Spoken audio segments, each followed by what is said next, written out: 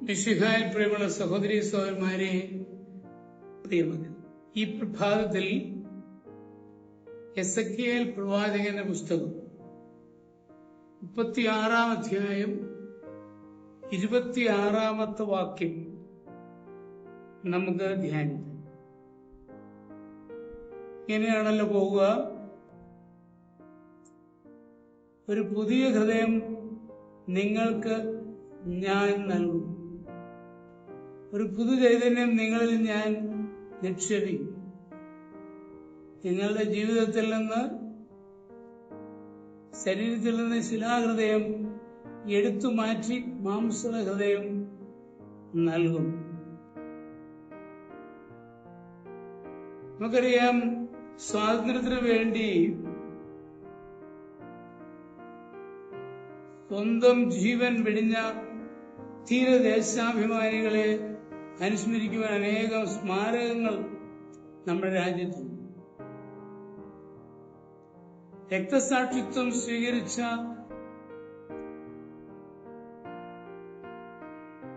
അങ്ങനെയുള്ള രാഷ്ട്രീയ നേതാക്കളെ അനുസ്മരിക്കുവാൻ സ്മാരകങ്ങൾ ഉയർത്താറുണ്ട്.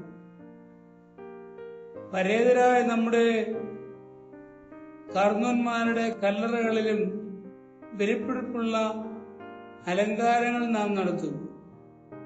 എന്നാൽ ഈ ഭൂമിയിൽ ഇത്രമാത്രം ഓർമ്മ കൊണ്ടാടുന്ന നമ്മെ സംബന്ധിച്ച് ഇതൊക്കെ നശ്വരമാണെങ്കിൽ, അനശ്വരമായ വിശുദ്ധ കുർബാന സ്ഥാപിച്ചതിന്റെ ഓർമ്മ നമ്മൾ ഇന്ന് ആചരിക്കുകയാണ്. പെസഹ തിരുനാളിൽ തന്റെ ജനവുമായി ഒന്നാകാനുള്ള അദമ്യമായ ദാഹം അവിടുന്ന് വ്യക്തമാണ്. ഒരു വ്യക്തിയുടെ മരണം നാം ആഘോഷിക്കുകയാണ്. ലൂക്കാ 2 പുരുഷനായ ശിമയോൻ അതേക്കുറിച്ച് പ്രവചിക്കുകയുണ്ട്. പലരുടെയും ഉയർച്ചയ്ക്കും താഴ്ചയ്ക്കും കാരണമാകും എന്ന്. മരണത്തെക്കുറിച്ച് അടുത്ത് വേദന ഉള്ളിൽ ഉണ്ടാകാറുണ്ട്.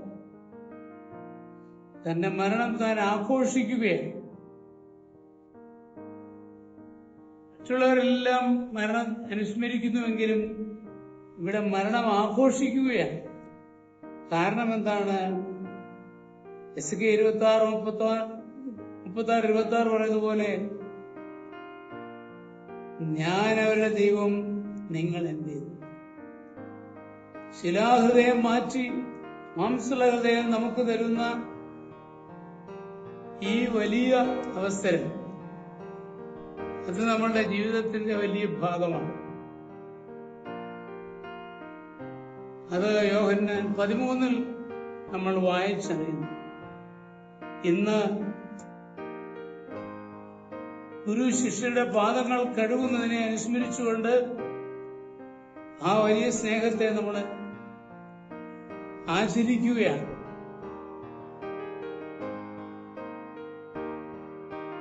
അത് കാൽവരിയിലെ യാഗമാണ്. ഇതുപോലെ സ്വയം മറ്റുള്ളവർക്ക് വേണ്ടി ഇല്ലാതാകുവാൻ, മറ്റുള്ളവർക്ക് വേണ്ടി ത്യാഗമായി തീരുവാൻ നമ്മൾ ഓരോരുത്തരെയും ദൈവം വിളിച്ചിരിക്കുകയാണ്.